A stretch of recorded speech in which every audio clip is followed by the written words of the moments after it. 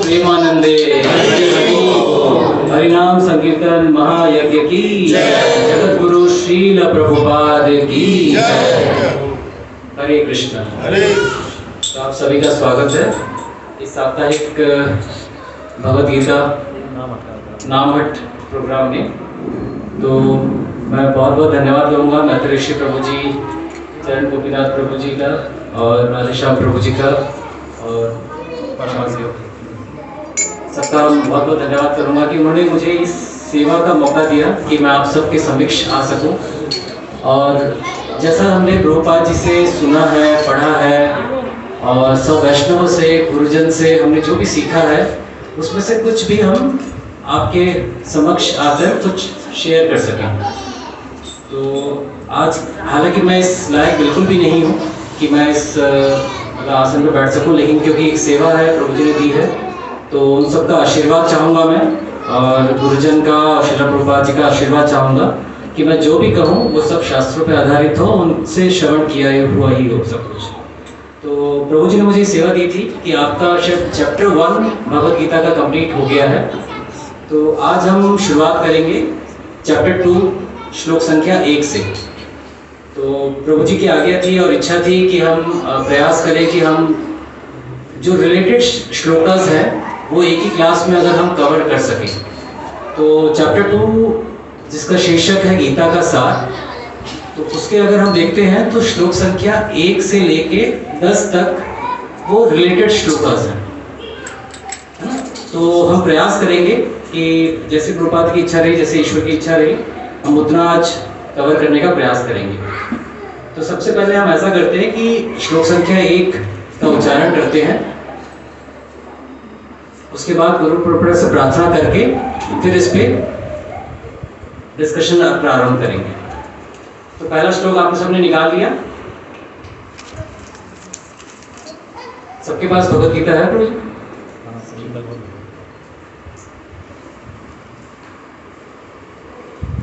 अध्याय 2 श्लोक संख्या 1 गीता का सार। संजय उवाच तम तथा कृपया आविष्टम अश्रुपूर्ण आकुल ईक्षणम विषेदन्तम इदं वाक्यम वाच मधुसूदनः तम तथा कृपया आविष्टम अश्रुपूर्ण आकुल ईक्षणम विषेदन्तम इदं वाक्यम वाच मधुसूदनः। इसका अनुवाद, संजय ने कहा करुणा से व्याप्त शोक युक्त अश्रुपूरित नेत्रों वाले अर्जुन को देखकर मधुसूदन कृष्ण ने ये शब्द कहे। तो हम इस पे चर्चा करने से पहले गुरु परंपरा से प्रार्थना करेंगे। ॐ अज्ञानतिमिरन्धस्य ज्ञानाञ्जनशलाकया चक्षुरुन्मिलितं येन तस्मै श्रीगुरवे नमः। श्रीचैतन्यमनोभीष्टं स्थापितं येन भूतले स्वयं रूपः कदा मह्यं ददाति स्वपदान्तिकम्। वन्देऽहं श्रीगुरो श्रीयुतपदकमलं श्रीगुरुन् वैष्णवांश्च श्रीरूपं साग्रजातं सहगण रघुनाथान्वितं तं सजीवं साद्वैतं सावधूतं परिजनसहितं कृष्णचैतन्यदेवं श्रीराधा कृष्णपादान् सहगण ललिता श्रीविशाखान्विताश्च। हे कृष्ण करुणा सिंधु दीनबंधो जगत्पते गोपेश गोपिका कांत राधा कांत नमस्तुते। तप्त कांचन गौरांगी राधे वृंदावनेश्वरी विश्वानुसुते देवी प्रणमामि हरिप्रिये। वाञ्छाकल्पतरुभ्यश्च कृपा सिन्धुभ्येव च पतितानां पावनेभ्यो वैष्णवेभ्यो नमो नमः। जय श्री कृष्ण चैतन्य प्रभु नित्यानंद श्री अद्वैत गदाधर श्रीवासादि गौर भक्तवृंद। हरे कृष्णा कृष्णा कृष्णा हरे हरे हरे राम राम राम हरे हरे। नमो ओम विष्णुपादाय कृष्णपृष्ठाय भूतले श्रीमते भक्तिवेदांत स्वामिनिति नामिने। नमस्ते सारस्वते देवे गौरवाणी प्रचारिणे निर्विशेष शून्यवादी पाश्चात्य देश तारिणे।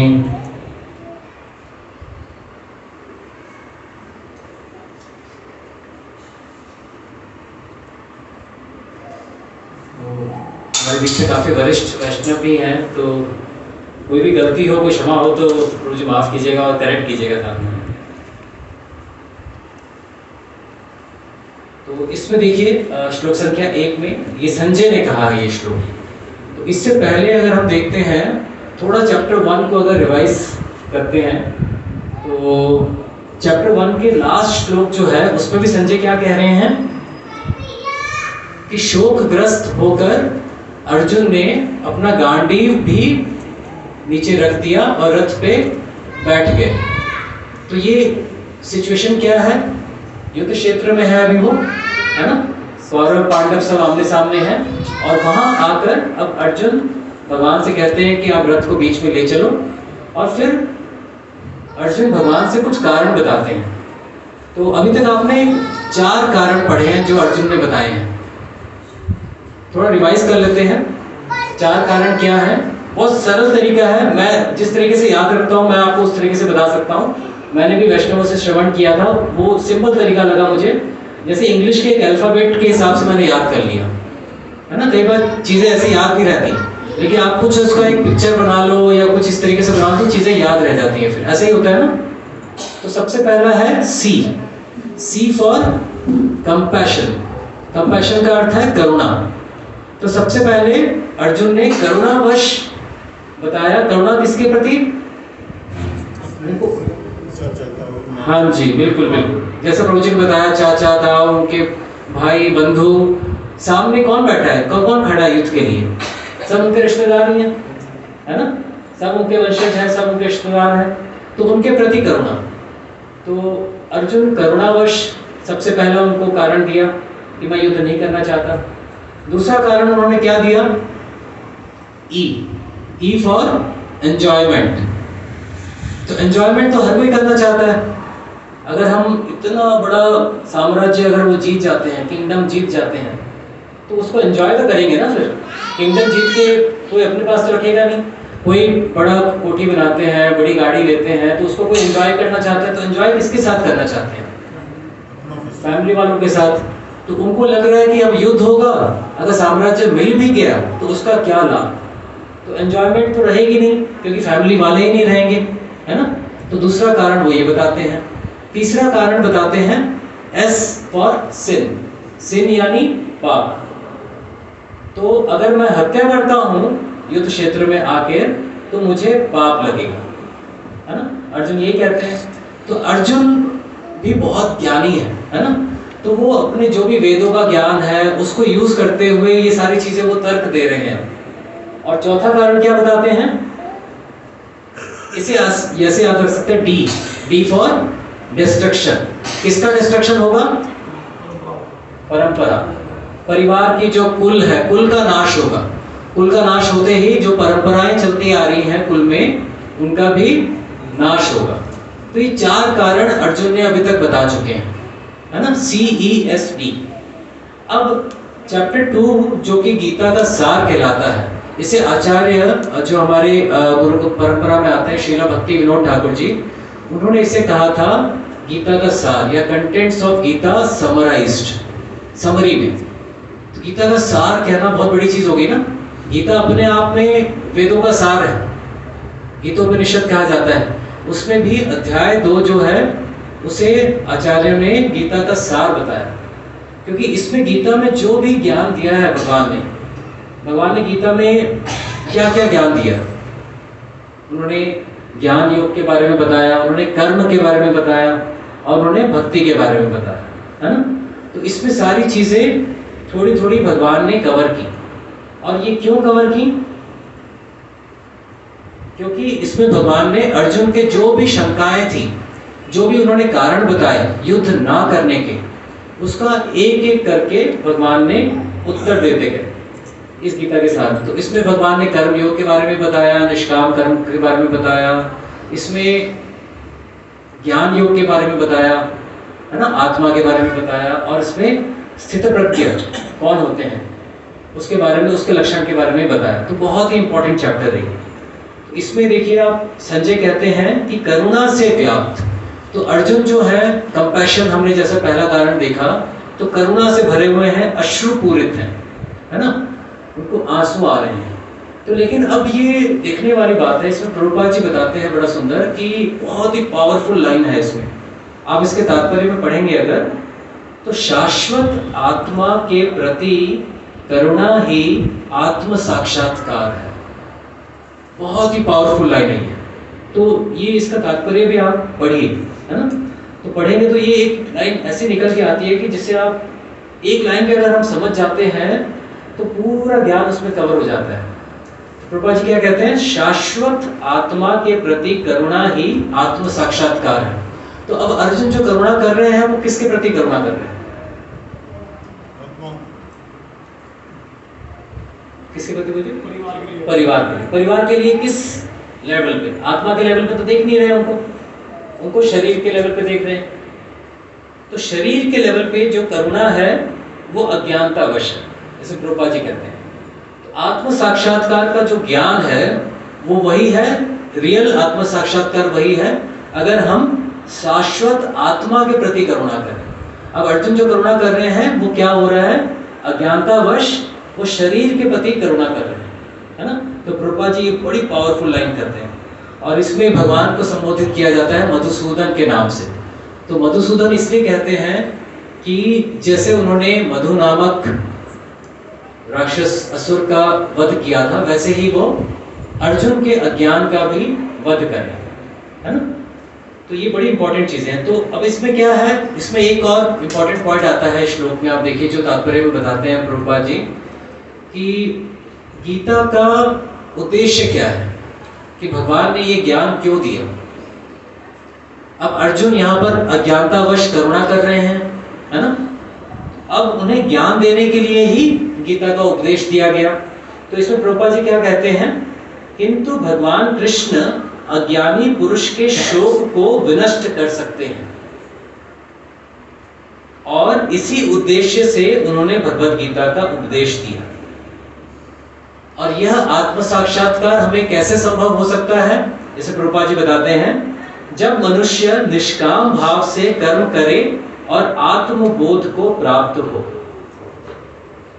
तो इसे, जो गीता के सार को, इस चैप्टर को जैसे मैंने बताया गीता का सार कहा, इसे सांख्य योग भी कहा गया है ना। सांख्य योग क्यों कहा गया? क्योंकि इसमें सांख्य मीन्स एनालिसिस, संख्या होती है ना, तो हम लोग उसको एनालिसिस करते हैं, एनालिटिकल स्टडी होता है, विश्लेषण होता है। तो इसमें वैश्लेषिक अध्ययन, विश्लेषण होता है इसमें जैसे केमिस्ट्री में होता है ना, कौन से कितने प्रोपोर्शन में क्या चीजें डाली आपने एक्सपेरिमेंट किया, तो वैसे ही इसमें विश्लेषण होता है। तो आत्मा का ज्ञान आता है इसमें, शरीर किस चीजों से बना है, क्या क्या गुण है, ये सारी चीजों का विश्लेषण होता है, इसे सांख्य योग कहा गया। तो इसमें भगवान जो है बहुत डिटेल में आत्मज्ञान देते हैं अर्जुन को, तो इसीलिए इसे सांख्य योग भी कहा गया।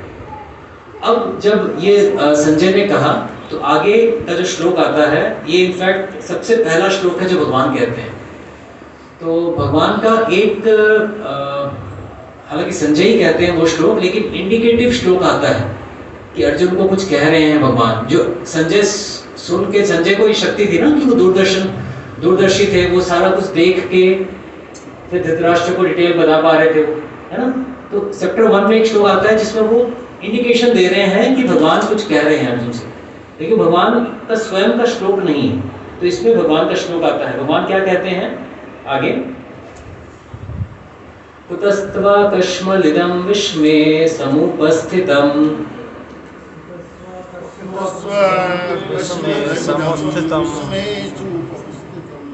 अनार्यजुष्टम् अस्वर्गम् अकीर्तिकरम् अर्जुन। श्री भगवान उवाच। एक बार और श्लोक पढ़ते हैं हम, आप सबके साथ साथ पढ़िएगा। श्री भगवान उवाच। श्री भगवान उवाच। कुतस्त्वा कश्मलम् इदम् विश्वे समुपस्थितम् अनार्यजुष्टम् अस्वर्गम् अकीर्तिकरम् अर्जुन। तो इसमें देखिए प्रभुपाद जी बहुत अच्छा व्याख्यान देते हैं, क्योंकि ये पहला श्लोक है, इसमें हमें जानना बहुत आवश्यक है।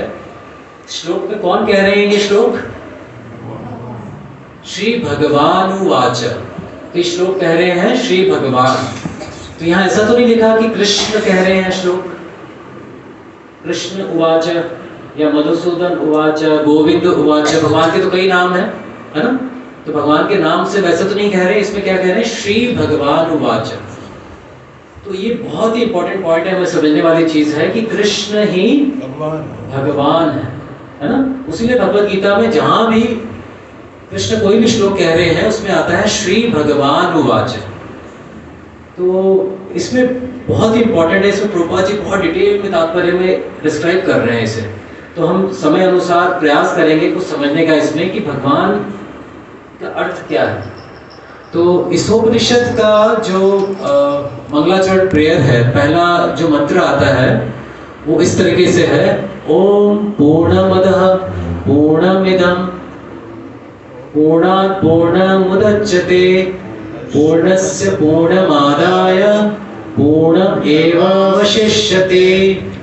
इसमें क्या कहते हैं कि भगवान पूर्ण है ना, पूर्ण, और पूर्ण से जो भी निकल रहा है वो भी पूर्ण है। मैं बहुत शॉर्ट में इसको एक्सप्लेन कर रहा हूँ। पूर्ण से पूर्ण निकलने के बावजूद भी पूर्ण जो है वो पूर्ण ही रहते हैं। पूर्ण से जितनी भी इकाई निकल रही है, चाहे वो ब्रह्मांड है, चाहे हमारा भूलोक है, पूर्ण से ही निकला है ना, ये कंप्लीट से ही वो निकला है, तो वो भी कंप्लीट है अपने आप में। और वो कंप्लीट निकलने के बाद भी पूर्ण का अर्थ हो गया अपने आप में वो कंप्लीट है, संपूर्ण है, उसमें कोई कमी नहीं है ना। तो सारी चीजें जो उसमें चलायमान है वो सारी संपूर्ण है। वो निकलने के बावजूद भी पूर्ण जो है वो फिर भी पूर्ण ही रहते हैं। तो जैसे हम मैथमेटिक्स में क्या कहते हैं, 1 से अगर 1 निकाल दिया तो क्या होगा? 0। लेकिन स्पिरिचुअल मैथमेटिक्स में क्या है, 1 से अगर आप 1 निकालेंगे 1 ही रहेगा तब भी। तो पूर्ण से अगर पूर्ण निकल जाता है तो भी पूर्ण जो है वो पूर्ण ही रहता है। तो इसमें ईशोपनिषद में है, ईश्वर के बारे में जिसमें बताया गया है। तो इसमें क्या है, तो हमारी मतलब कई ऐसी धारणाएं आती हैं, कई ऐसी फिलॉसफी आती है या सिद्धांत आते हैं, दर्शन आते हैं कई ऐसे, जिसमें कहा जाता है कि भगवान कौन है, भगवान साकार है, निराकार है, ऐसे आते हैं ना, आपने सुना होगा कई बार। तो यहाँ जब भगवान कृष्ण, श्री कृष्ण को ही श्री भगवान कहा गया, तो इसका अर्थ क्या है? भगवान कृष्ण ही ईश्वर है, ये भगवान है वो। तो भगवान अगर हम पूर्ण अगर समझते हैं, तो क्या भगवान सिर्फ साकार रूप में पूर्ण है? क्या भगवान सिर्फ साकार है तो पूर्ण है? साकार सिर्फ साकार भी तो पूर्ण नहीं है ना, या सिर्फ निराकार जो है वो भी पूर्ण नहीं है। तो साकार और निराकार दोनों ही हैं। तो इसमें श्रीमद् भागवतम का एक श्लोक प्रभुपाद जी बताते हैं कि कई बार हम ऐसा सुनते हैं कि एक भगवान एक ज्योति के समान है ना, जैसे ब्रह्म ज्योति कहा जाता है उसे, भगवान एक ज्योति के समान है। तो उसमें गीता में इतना क्लियर एक्सप्लेन किया गया है, आप आगे जाके श्रवण करेंगे, कि वो जो ज्योति है वो भी भगवान से ही उज्ज्वलित है, भगवान के शरीर से ही उज्ज्वलित है। तो श्रीमद् भागवतम का एक श्लोक है, वो हम पढ़ने का प्रयास करेंगे। वदन्ति तत्त्व विदस्त्वं यज्ञान मद्वय ब्रह्मेति परमात्मेति भगवानेति शब्दयते। तो ब्रह्मेति परमात्मेति भगवानेति शब्दयते। तो पहला जो रियलाइजेशन होता है इसमें, वो होता है ब्रह्म के लेवल, है ना, जो कि हम दिव्य ज्योति कहते हैं या ब्रह्म ज्योति कहते हैं, जिसे वो भगवान की ही का ही आभा है, जो शरीर से जो आभा निकलती है ना, तो भगवान के शरीर से वो आभा निकलती है। तो इसमें प्रभुपाद जी बड़ा अच्छा एक्सप्लेन करते हैं कि समझने के लिए हमें बहुत आसान होगा। जैसे सूर्य होता है, जैसे हमने सूर्य सुबह सुबह हुआ, हमने खिड़की खोली तो अंदर रोशनी आती है ना, तो सूर्य की रोशनी अंदर आ रही। तो ब्रह्म जो है वो सूर्य की ज्योति के समान, सूर्य की जो रोशनी अंदर आ रही है।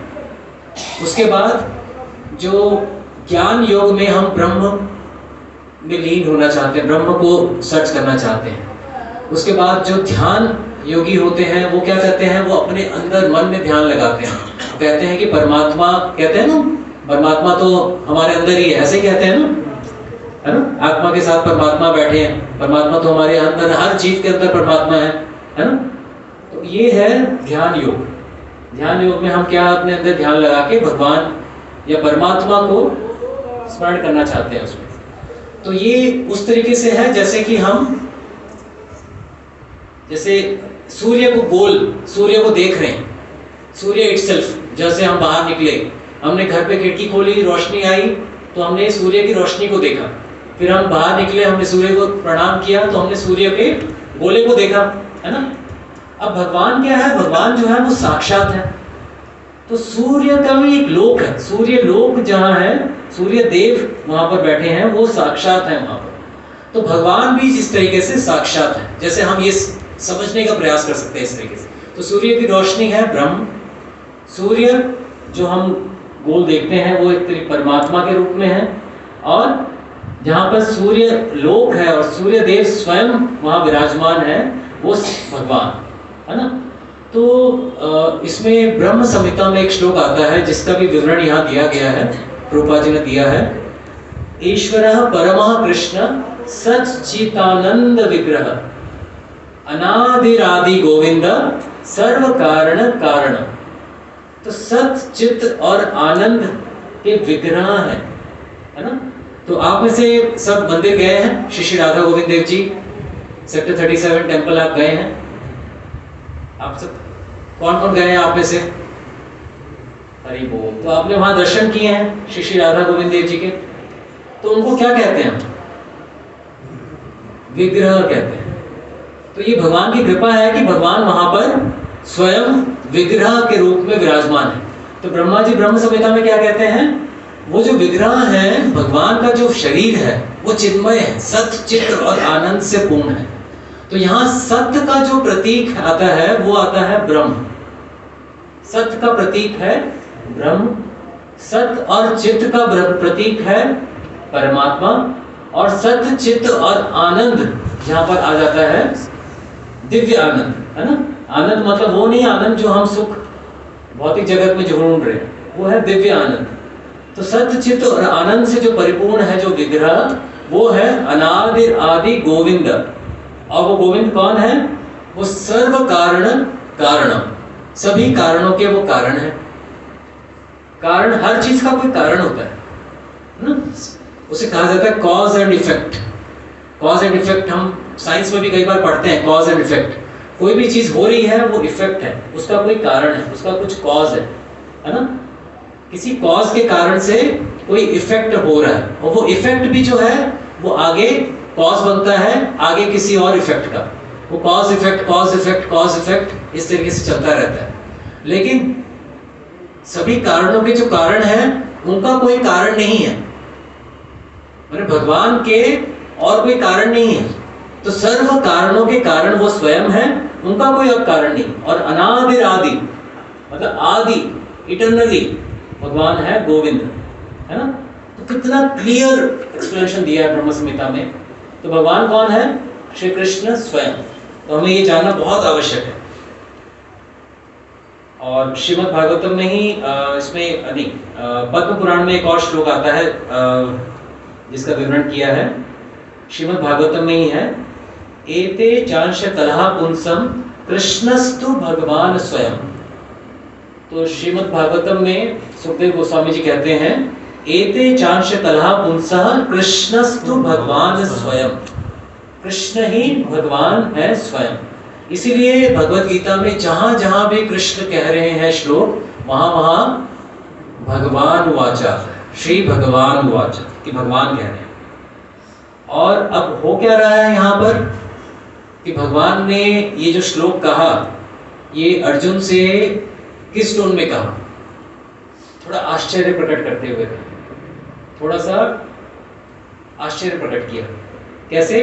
उतस्त्वा, माने ये कहां से आया तुम? जो विषम घड़ी में जहां तुम खड़े हो, युद्ध शुरू होने वाला है, ऐसी विषम घड़ी में तुम इस तरीके की बातें कैसे कर रहे हो, है ना। श्री भगवान ने कहा, हे अर्जुन, तुम्हारे मन में यह कल्मश आए कैसे? कल्मश का क्या अर्थ है? गंदगी। गंदगी कैसे आती है? अज्ञानतावश। ये जो गंदगी आई है ये अज्ञानतावश आई है। तो अर्जुन से कहते हैं, ये कल्मश ऐसी विषम घड़ी में तुम्हारे क्यों आए? भी तुम्हारे यह उस मनुष्य के लिए तनिक भी अनुकूल नहीं है जो जीवन के मूल्य को जानता है। इससे उच्च लोक की नहीं अपितु अपयश की प्राप्ति होती है। अस्वर्गम अकीर्ति, स्वर्ग तो प्राप्त नहीं होगा, उच्च लोक तो प्राप्त होगा ही नहीं। अस्वर्गम और अकीर्ति, अपयश की भी प्राप्ति होगी। अर्जुन से कहते हैं, अर्जुन कौन है? क्षत्रिय। अब क्या है, क्षत्रिय के लिए तो युद्ध का मौका मिलना चाहिए, है ना। धर्म के लिए युद्ध करना है उनको। और वैसी घड़ी में, वैसी विषम घड़ी में अर्जुन कह रहे हैं कि मेरे को युद्ध नहीं करना, और उसके कारण बता रहे हैं, है ना। तो भगवान ये आश्चर्य होकर कहते हैं उनसे। अब यहाँ पर जो शब्द यूज किया गया है वो है अनार्य। तो प्रभुपाद जी बताते हैं अनार्य का क्या अर्थ है। उन व्यक्तियों पर लागू होता है जो जीवन के मूल्य को जानते हैं। आर्य, आर्य उन्हें कहते हैं। ये आर्य मीन्स ऐसा नहीं है कि किसी एक समुदाय के लिए कहा गया, किसी कम्युनिटी के लिए कहा गया, है ना, किसी ग्रुप ऑफ पीपल के लिए कहा गया कि ये लोग आर्य हैं, ऐसा नहीं है। आर्य कौन है? जो जीवन के मूल्य को जानते हैं, जिनकी सभ्यता आत्म साक्षात्कार पर निर्भर करती है। अभी हमने समझा था आत्म साक्षात्कार का क्या अर्थ है ना। अभी इससे पहले हमने श्लोक संख्या 1 में समझा था। तो जिनका जीवन सभ्यता आत्म साक्षात्कार पर निर्भर होता है उन्हें आर्य कहा जाता है। तो ये अनार्य कहते हैं।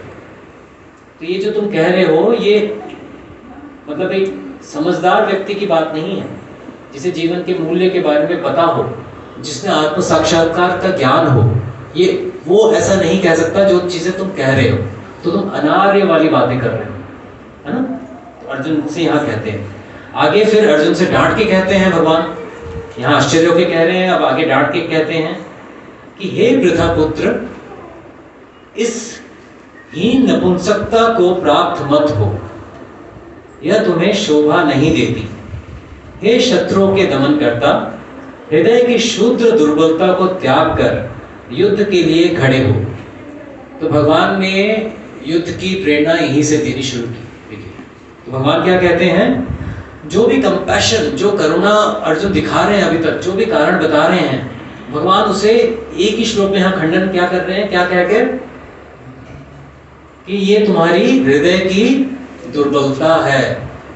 कि जो भी हम करुणा दिखाते हैं शरीर के लेवल पे, भौतिक लेवल पे जो भी हम करुणा दिखाते हैं, वो क्या है, वो हृदय की दुर्बलता है। तो हमारे साथ भी ऐसे ही होता है ना, कई बार हम किसी गरीब को एकदम से देखते हैं तो हमारे मन में करुणा वैसे ही जग जाती है कि कोई बच्चा रो रहा है या कुछ है, वो सारी क्या है, भौतिक धरातल पे। तो सबसे बड़ी करुणा जो है, सबसे बड़ा सोशल वेलफेयर जो है, वो प्रभुपाद जी बताते हैं वो क्या है, आत्मा के लेवल पे। आत्मा के लेवल पे जैसे प्रभु जी सब ये प्रयास कर रहे हैं कि हम भगवत गीता का ज्ञान शेयर कर रहे हैं आप सबके लिए, इतना अच्छा अरेंजमेंट यहाँ पर बना के, ये सबसे बड़ी करुणा है, सोशल वेलफेयर, सबसे बड़ी सोशल वेलफेयर है। क्योंकि यहाँ पर क्या है, आत्मज्ञान की बात हो रही है, यहाँ भगवान के बारे में बात हो रही है, यहाँ आत्मा के ज्ञान के बारे में बात हो रही है ना। तो ये सबसे बड़ी करुणा है। और जो करुणा भौतिक स्टेज लेवल पे है, उसे क्या कहा है, वो अज्ञानतावश है ना, वो अनार्य वाली, उसे हृदय की दुर्बलता कही है ना। इसका अर्थ ये नहीं है कि हम कोई भी अच्छा कार्य भी कर रहे हैं तो हृदय की दुर्बलता मान लें। लेकिन यहाँ पर जो अपने सगे संबंधियों पे वो करुणा कर रहे हैं, उनको कह रहे हैं कि मुझे पाप लगेगा, मैं उनकी हत्या क्यों करूं, मैं भिक्षा भी मांग सकता हूँ, अर्जुन इतना भी कह रहे हैं क्षत्रिय होकर, तो ये उसकी उनकी हृदय की दुर्बलता है, भगवान ऐसा कह रहे हैं, है ना। तो क्षत्रिय को ये बिल्कुल भी शोभा नहीं देता, है ना। तो ब्राह्मण को भी इसी तरीके से है। तो यहाँ पर अर्जुन को क्या कहकर संबोधित कर रहे हैं, पार्थ। पार्थ यानी पृथा के पुत्र। तो वहां अपना रिलेशन भी बता रहे हैं, उन्हें याद दिला रहे हैं कि तुम किस फैमिली से बिलोंग कर रहे हो, क्षत्रिय हो, है ना। तो अगर कोई क्षत्रिय का कार्य नहीं करेगा तो उनके परिवार के लिए भी तो ये शोभा की बात नहीं होगी ना, अशोभनीय होगा उनके परिवार के लिए भी। अगर कोई ब्राह्मण है वो ब्राह्मण का कार्य ना करे, कोई क्षत्रिय का कार्य ना करे, तो उनके परिवार के लिए भी वो अशोभनीय होगा। तो कोई ज्ञानी, कोई भी ज्ञानवान जैसे ये तो नहीं चाहेगा कि मैं परिवार के लिए कोई भी अशोभनीय कार्य करूं, है ना। तो यहाँ भगवान उन्हें पार्थ कहकर ये भी याद दिला रहे हैं कि तुम किस फैमिली से हो, है ना। और मेरे उनके रिलेटिव ही हैं एक तरीके से, उनकी बुआ के बेटे ही है ना पृथा, उनकी बुआ के ही पुत्र हैं। तुमको ये याद दिला रहे हैं कि ये आपके लिए शोभनीय नहीं है। जैसे हृदय की दुर्बलता, नपुंसकता कह रहे हैं कि सारी आपकी नपुंसकता दिखला रही है। आप क्षत्रिय होकर अगर ऐसी बातें कर रहे हैं तो ये आपको बिल्कुल भी शोभा नहीं देता। तो ये बहुत ही इंपॉर्टेंट है आप देखिए। अब इसके आगे अर्जुन क्या कहते हैं, अर्जुन ने कहा, हे शत्रुहंता, हे मधुसूदन, मैं युद्ध भूमि में किस तरह भीष्म तथा द्रोण जैसे पूजनीय व्यक्तियों पर उलटकर बाण चलाऊंगा। तो अब यहाँ अर्जुन ने, पहले हमने कितने कारण सुने थे चैप्टर 1 में, कितने कारण बताए थे अर्जुन ने, 4। तो यहाँ पर अर्जुन अपना 5वां कारण दे रहे हैं युद्ध ना करने का। ठीक है, आपने कहा वो हृदय की दुर्बलता, लेकिन मैं अपने गुरुजन के ऊपर किस तरीके से बाण चलाऊं, है ना। शास्त्रों में तो यही कहा जाता है कि गुरु की रिस्पेक्ट करनी चाहिए। भीष्म पितामह जो इतने वयस्क हैं, है ना, उनकी रिस्पेक्ट करनी चाहिए। उन्हें तो कभी उल्टे जवाब भी नहीं देना चाहिए, ऐसे ही कहते हैं ना, बड़ों को कभी उल्टा जवाब भी नहीं देना चाहिए। और आप ये कह रहे हो कि मैं उन पे बाण चलाऊं, तो मैं भीष्म पितामह पे, अपने गुरु द्रोणाचार्य पे किस तरीके से बाण चला सकता हूं। तो अर्जुन अब अपना 5वां तर्क दे रहे हैं, 5वां कारण बता रहे हैं। यहाँ पर अर्जुन कहते हैं, ऐसे महापुरुषों को जो मेरे गुरु हैं, उन्हें मारकर जीने की अपेक्षा इस संसार में भीख मांगकर खाना अच्छा है। भले ही वे सांसारिक लाभ के इच्छुक हों, किंतु है तो गुरुजन ही। यदि उनका वध होता है तो हमारे द्वारा भोग्य प्रत्येक वस्तु उनके रक्त से सनी होगी। तो अर्जुन यहाँ क्लियरली कह रहे हैं कि भीष्म पितामह को अगर जीते ना है तो उनको मार के ही तो जीतेंगे, है ना, क्योंकि वो आगे कौरवों के साथ हैं। तो द्रोणाचार्य, गुरु द्रोणाचार्य जी को, भीष्म पितामह को मारे बिना तो विजयी नहीं होंगे। अगर युद्ध करना है, विजय होने के लिए युद्ध करना है तो उन्हें मार के ही होगा। और वो मार के अगर मुझे राज्य मिल भी गया तो उस राज्य को मैं किस तरीके से भोग करूं, वो तो उनके रक्त से सना होगा, मेरे गुरु और भीष्म पितामह जी के रक्त से सना होगा। तो उसको मैं क्या किस तरीके से लाभ उठा सकूंगा, उसको किस तरीके से मैं एंजॉय कर सकूंगा, है ना। ऐसा कह रहे हैं अर्जुन। क्या कह रहे हैं? भले ही वो सांसारिक लाभ के इच्छुक हो, फिर भी वो है तो गुरुजन। तो प्रभुपाद जी यहाँ क्या कहते हैं? प्रभुपाद जी कहते हैं शास्त्रों में ऐसा वर्णन है कि गुरु जो निंद्य कर्म में रत हो, जो निंदनीय कार्य में अगर रत हो गए हो, भले ही वो गुरुजन क्यों ना हो, वे त्याज्य हैं, उनका त्याग आप कर सकते हैं। ये शास्त्रों में ऐसा वर्णन है। लेकिन अर्जुन वहां पर, अर्जुन भी काफी ज्ञानी है, लेकिन ये सब भगवान ने जो भी ज्ञान दिया है ना, ये सब हमारे लिए ज्ञान दिया है। अर्जुन को माध्यम बनाते हुए युद्ध क्षेत्र में जितने भी लोग हैं, सबने ये ज्ञान सुना है ना। ऐसा कोई भी वहां वंचित नहीं रह गया। और ये सब ज्ञान हमारे लिए भी है। तो हालांकि अर्जुन तो उनके परम मित्र हैं, परम ज्ञानी है वो, है ना। अर्जुन को गुड़ाकेश भी कहा गया है ना। तो फिर भी वो यहाँ पर अज्ञानतावश हमारे लिए ये सारी चीजें कह रहे हैं कि वो तो हमारे, हम भी ऐसे ही कहेंगे ना कि कोई अगर बहुत हमारे लिए पूज्य नहीं रहे हैं, फिर भी वो हमें लगता है कि कोई निंदनीय कार्य कर रहे हैं, फिर भी हम उनकी निंदा नहीं कर पाएंगे, है ना। हम उन पे आगे से जवाब नहीं दे पाएंगे, उन पे कुछ उंगली नहीं उठा पाएंगे हम। ऐसा ही होता है ना। हम समझते हैं कि वही शिष्टाचार है। लेकिन यहाँ प्रभुपाद जी क्या कहते हैं? शास्त्रों के अनुसार ऐसा गुरु जो निंद्य कर्म में रत हो, वे विवेक शून्य हो, त्याज्य है। और ऐसे शास्त्रों में वर्णन भी आते हैं। तो बलि महाराज जी के गुरु रहे शुक्राचार्य जी, है ना। तो जब वामन अवतार लिया था भगवान ने, तो उस समय शुक्राचार्य जी ने उनको कह भी रहे थे कि इनकी मत मानना, मत कहना। लेकिन वहां पर बलि महाराज जी ने उनकी बात मानी नहीं और उन्हें 3 चीजें मांगने के लिए कहा था ना। तो उन्होंने 3 कदम रखे थे, फिर तीसरा कदम उन्होंने वामन अवतार के बारे में ऐसा वर्णन आता है। तो ऐसे शास्त्रों में हमारे वर्णन है कि जो गुरु निंद्य कार्य करें या विवेक शून्य हो जाएं, वो त्याज्य है। अब यहाँ पर कहा कि वो सांसारिक, भीष्म पितामह और द्रोणाचार्य, उन्होंने कुछ ना कुछ प्रतिज्ञाबद्ध रहे वो, या किसी कारणवश उन्होंने साथ तो अधर्म का ही दिया ना, तो इसीलिए वो त्याज्य है, उनको कुछ मानने का दोष नहीं है। प्रभुपाद जी यहाँ एक्सप्लेन करते हैं। लेकिन अर्जुन तो यही कहते हैं कि वो मेरे गुरु हैं, तो मैं उनका किस तरीके से त्याग कर सकता हूँ, उन पर किस तरीके से बाण चला सकता हूँ। आगे क्या कहते हैं? हम यह भी नहीं जानते कि हमारे लिए क्या श्रेष्ठ है, उनको जीतना या उनके द्वारा जीते जाना। यदि हम धृतराष्ट्र के पुत्रों का वध कर देते हैं तो हमें जीवित रहने की आवश्यकता ही नहीं, फिर भी ये युद्ध भूमि में हमारे समक्ष खड़े हैं।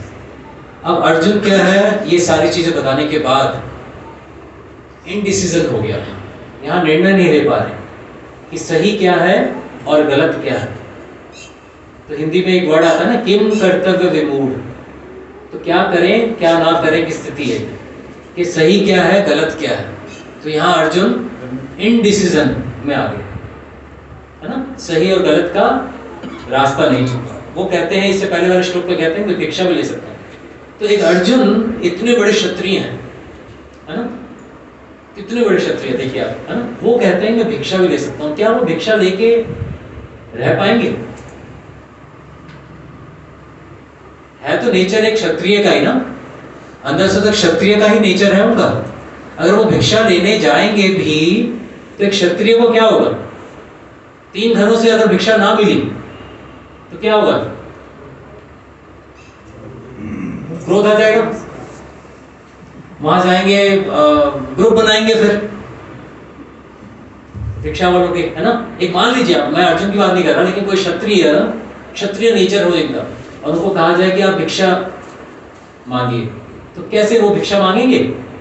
वो वहां भी अपना ग्रुप बना लेंगे, ग्रुप फाइट शुरू हो जाएगी। तो ये एक इंसान का एक नेचर होता है, हम हमेशा अपनी प्रकृति के अनुसार ही कार्य करते हैं। इस पे भी आप बहुत सुंदर चर्चा पढ़ेंगे, आप भगवत गीता इसी क्लास में बने रहिए, आगे आप बहुत सुंदर चर्चाएं देखेंगे आप। तो यहाँ अर्जुन का नेचर है क्षत्रिय का, लेकिन वो कह रहे हैं कि मैं भिक्षा मांगने के लिए तैयार है ना। लेकिन वो ये सोच रहे हैं कि मैं ये करुणावश कह रहा हूं।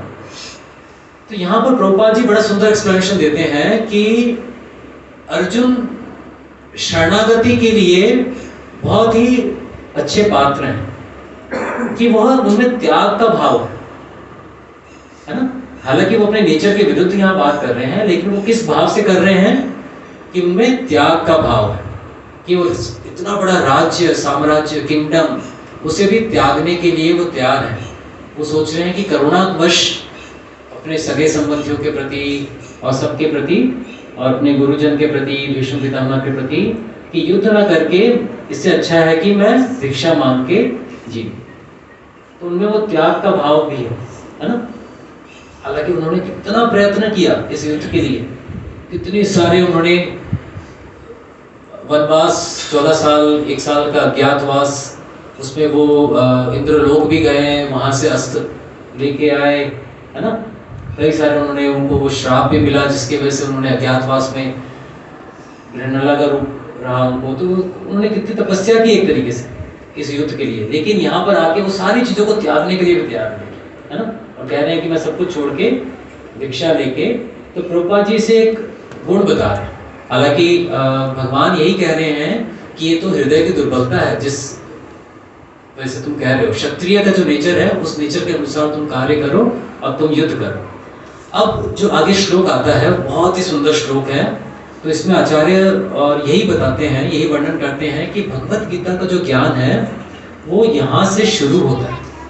तो चैप्टर 1 में आपने जो भी पढ़ा, वो अर्जुन ने कुछ कारण बताए युद्ध न करने के, युद्ध क्षेत्र में कौन कौन है, क्या हो रहा है, ये सारी चीजें आपने पढ़ी हैं। लेकिन भगवत गीता का जो ज्ञान है वो यहाँ से अब शुरू होगा। तो ये बहुत इंपॉर्टेंट श्लोक है। कार्पण्य दोषोपहत स्वभाव पृच्छामि त्वां धर्म सम्मूढचेता यच्छ्रेयस्यान् निश्चितं ब्रूहि तन्मे शिष्यस्तेऽहं साधि मां त्वं प्रपन्नम्। आप पीछे कहिए, कार्पण्य दोषोपहत स्वभावः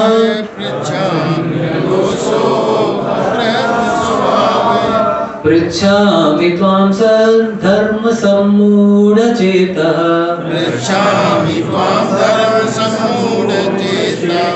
यत् श्रेयस्यान्निश्चितं ब्रूहि तन्मे शिष्यस्तेऽहं साधि मां त्वं प्रपन्नम्।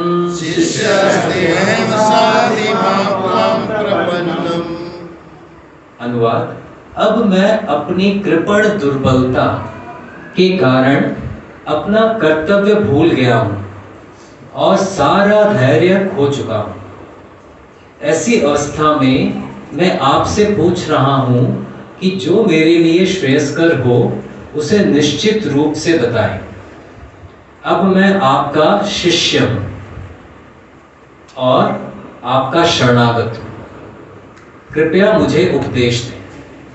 तो अब अर्जुन सारे कारण बताने के बाद क्या कह रहे हैं, इनडिसीजन में आ गए कि अब मुझे कुछ समझ नहीं आ रहा, सही है क्या गलत है, क्या मेरे लिए श्रेयस्कर है, अपना कर्तव्य मैं भूल गया हूं, है ना। अर्जुन यहाँ पर क्लियरली बता रहे हैं। और क्या बताते हैं, अर्जुन यहाँ पर अपने आप को रियलाइज कर रहे हैं कि ये मेरी कृपण दुर्बलता है ना।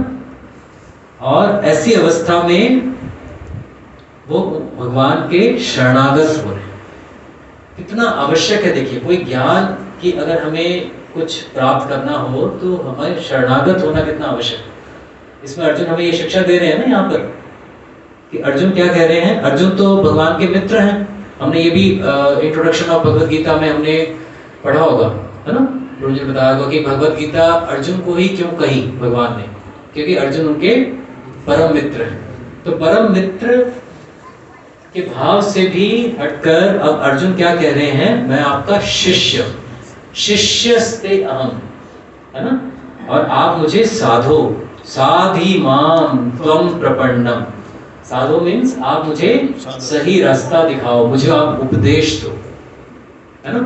तो समर्पण कितना अनिवार्य है। देखिए, उपदेश पाने के लिए छोटा सा बच्चा भी अगर स्कूल जाता है तो टीचर के प्रति वो समर्पित होता है या नहीं होता, होता है ना, तभी तो वो सीख सकता है।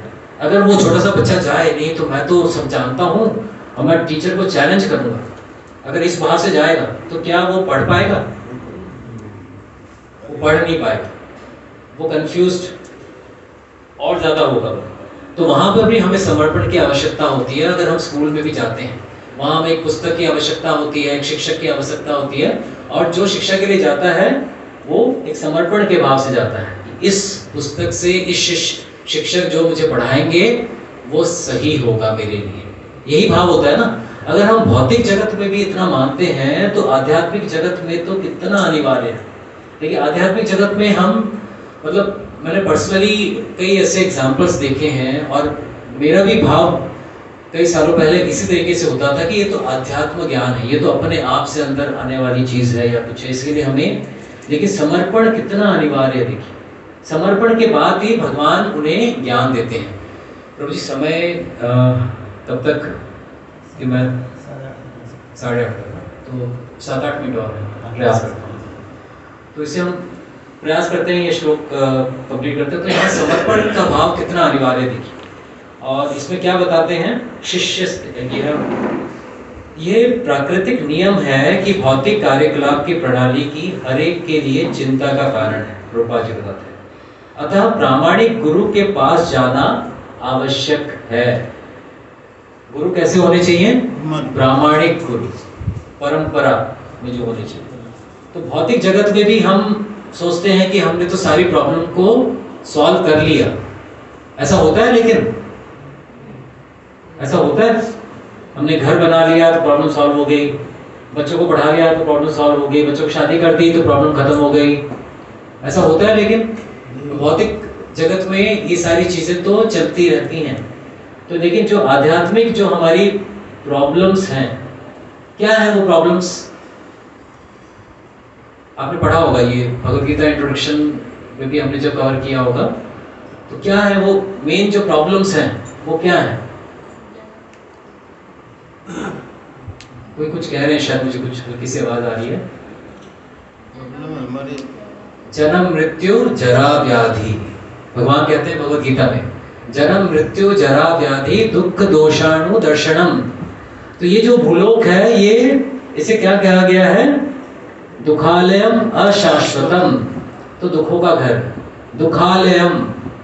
विद्यालय किसे कहते हैं, मदिरालय किसे कहते हैं, तो दुखालय किसे कहेंगे, जहां पर दुख ही दुख है। लेकिन हम क्या करते हैं, हम सोचते हैं कि हमने सब कुछ कंट्रोल करके अपने आप को हमने सुखी कर लिया। वो जो सुख होता है ना, वो क्षणिक सुख होता है, थोड़ी देर का सुख होता है ना। लेकिन ये है दुखालयम अशाश्वतम, मतलब ये इटर्नल नहीं है, टेम्पररी है, और ये दुखों का ही घर है। यहाँ हम आए किस वजह से, अपनी इच्छाओं की वजह से हम यहाँ आए।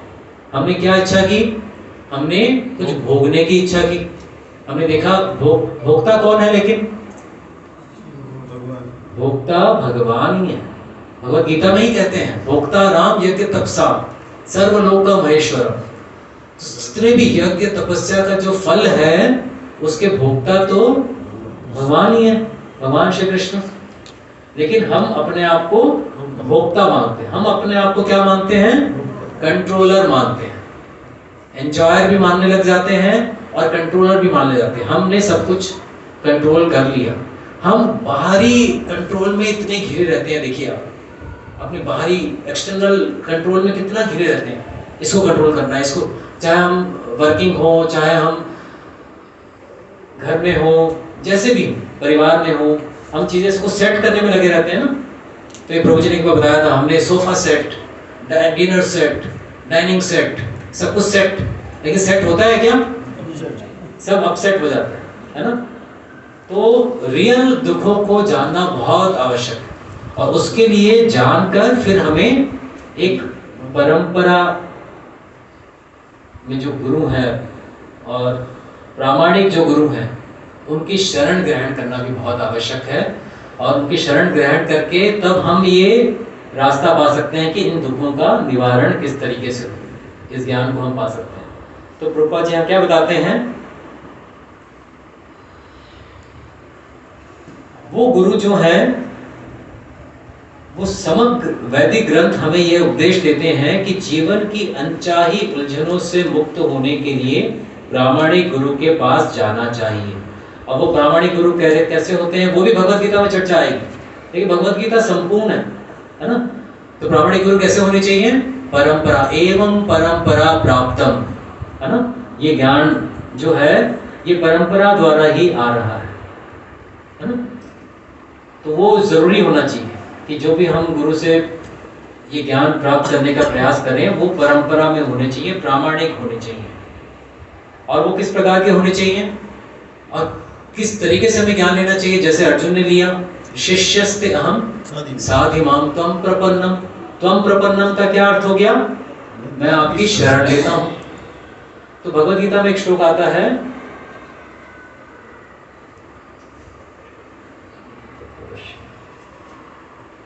तद्विधि प्रणिपातेन परिप्रश्नेन सेवया उपदेशन्ति ते ज्ञानम ज्ञानिनः तत्वदर्शिनः। तो जिन्होंने तत्व का दर्शन किया हुआ है, जो ज्ञानी हैं, उनसे हमें उनकी सेवा करते हुए तद्विधि प्रणिपातेन परिप्रश्नेन सेवया, उनसे हमें प्रश्न करना चाहिए, ना कि एक चैलेंजिंग मोड में, है ना। तो ये बहुत ही आवश्यक है कि एक ह्यूमिलिटी के साथ हम उनकी शरणागत होके उनसे प्रश्न करें हमारी प्रॉब्लम्स के बारे में, ताकि वो हमें सही रास्ता दिखा सके। भगवान प्रभुपाद जी यहाँ क्या लिखते हैं कि भौतिक उलझनों में कौन सा व्यक्ति पड़ता है? वह जो जीवन की समस्याओं को नहीं समझता। तो इसमें आप पढ़ सकते हैं ये चीज, तो मैं 2 मिनट और लूंगा बस। इसमें क्या कहते हैं, यो वा एतदक्षरम गार्ग्यविद स्व स्मान लोक प्रति सकृपणः। तो कृपण दुर्बलता, यहाँ वर्ड आता है कृपण। कृपण का अर्थ वो है जो जिसने अपने जीवन को व्यर्थ कर दिया पशु के समान, जिसने रियल प्रॉब्लम्स का आंसर ढूंढने का प्रयास ही नहीं किया। जन्म मृत्यु जरा व्याधि, जैसे माता ने बताया, उन प्रॉब्लम्स की सॉल्यूशन ढूंढने का प्रयास ही नहीं किया, और अपने जीवन को, यहाँ पर कितना स्ट्रॉन्ग श्लोक लिखा है, कैसे नष्ट कर दिया। कृपण वह है जो मानव जीवन की समस्याओं को हल नहीं करता और आत्म साक्षात्कार के लिए विज्ञान को समझे बिना कुकर शुकर की भांति संसार को त्याग कर चला जाता है। कुकर शुकर मतलब जानवरों की भांति, कुत्ते और पिग्स के समान जीवन किन चीजों में व्यतीत करता है?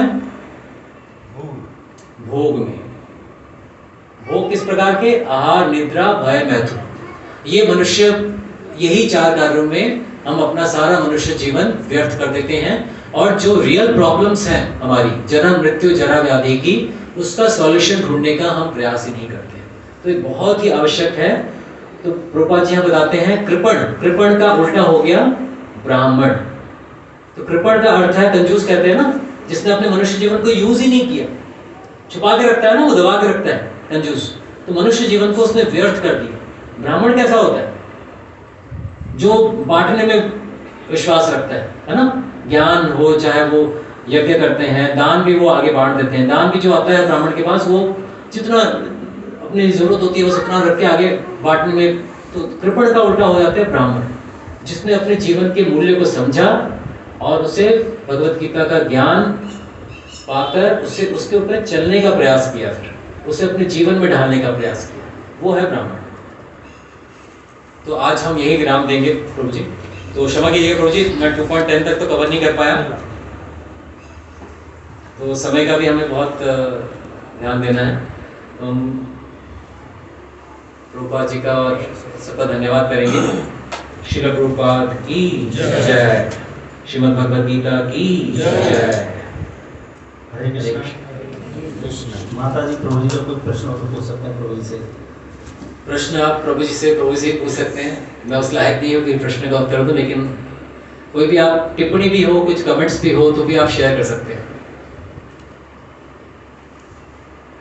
भगवद गीता तो आप पढ़ के आते ही होंगे, तो प्रश्न तो निश्चित रूप से बनते ही होंगे। चाहे शब्दावली के ही क्यों ना हो, कि बहुत सारी टर्मिनोलॉजी है इसमें, किसका क्या अर्थ है, कुछ भी तो समझ में ऐसा होता ही तो नहीं आता होगा। अपने आप से कह रहा था कि ये भगवान की इच्छा थी कि गीता का ज्ञान दिया जाए युद्ध के क्षेत्र में, तो अर्जुन के अंदर भी भगवान बैठे। नहीं, आचार्य तो यही कहते हैं कि भगवान की इच्छा थी, ये ज्ञान उन्होंने सिर्फ अर्जुन को नहीं देना था। अगर मान लीजिए सिर्फ अर्जुन को देना होता ये ज्ञान, तो वो अर्जुन की इच्छा हो जाती। तो ये ज्ञान जो है हम सबके लिए, तो भगवान ने ये ज्ञान देना ही था, अर्जुन के माध्यम से हम सबके लिए ज्ञान देना।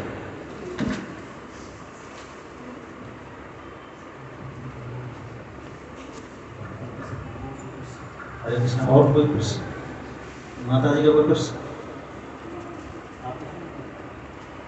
तो हम प्रभु जी का बहुत बहुत धन्यवाद करते हैं। प्रभु जी ने एक एक शब्द का बड़े अच्छे से विश्लेषण किया है और हमें बहुत अच्छे तरीके से समझाने का प्रयास किया है। हम थोड़ा जल्दी इसलिए कर रहे हैं भगवद गीता के लिए कि जो जिन श्लोकों का एक ही अर्थ है लगभग, कि क्या